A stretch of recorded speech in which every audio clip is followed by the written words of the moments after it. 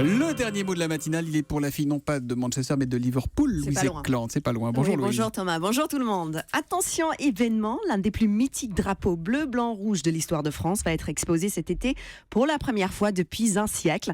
Il date de l'an 1800, il fait la taille d'un terrain de tennis et c'est le pavillon tricolore d'un des fleurons de la flotte française, le Généreux. Alors j'ai vu des photos devant la majesté de ce drapeau. Quand on l'imagine claquer au vent, vous devez vous sentir tellement fier d'être français. Mais alors le seul défaut de ce drapeau, c'est qu'il a été capturé par les Anglais. Eh ouais. Là, on est tout de suite moins fiers, puisque le navire, le Généreux, a été coulé par la flotte anglaise en 1800. Du coup, le drapeau sera exposé au château de Norwich, en Angleterre, pour un trésor national. C'est quand même un peu vexant.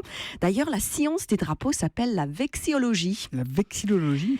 Et vous pouvez être vexé. Ce drapeau, c'est du Made in France. C'est de la laine de mouton qui a bêlé en 1789. C'est à nous, quoi. En même temps, comme dirait Emmanuel Macron, on ne peut pas demander aux Anglais de nous rendre ce drapeau, sinon les Italiens vont nous réclamer la Joconde ou Carla Bruni.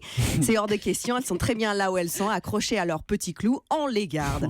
Alors voilà, dès qu'on parle de drapeau, ça réveille le chauvinisme et c'est dommage parce qu'on peut très bien aimer son drapeau et aussi celui des autres. C'est pas incompatible. Oui, et d'ailleurs, les vexiologues anglais ont demandé aux vexiologues français de les aider à analyser le drapeau du Généreux parce que dessus, il y a encore des traces de poudre à canon et des écharpes de bois qui témoignent de toutes les batailles navales qu'il a traversées. Ce drapeau français peut nous parler de tout ce qu'il a vécu.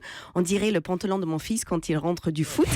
Il s'est très bien battu, il a pris l'eau, il va mettre 200 ans à sécher. Mais quand je le regarde, je suis infiniment fière de celui qui l'a porté. Oh, le petit bisou au petit Sacha, en passant comme ça, l'air de rien. La taille d'un terrain de tennis, vous vous rendez compte ? Ah oui, c'est énorme. Federer aurait pu jouer dessus, quoi. C'est ça. Merci beaucoup, Louise Ekland.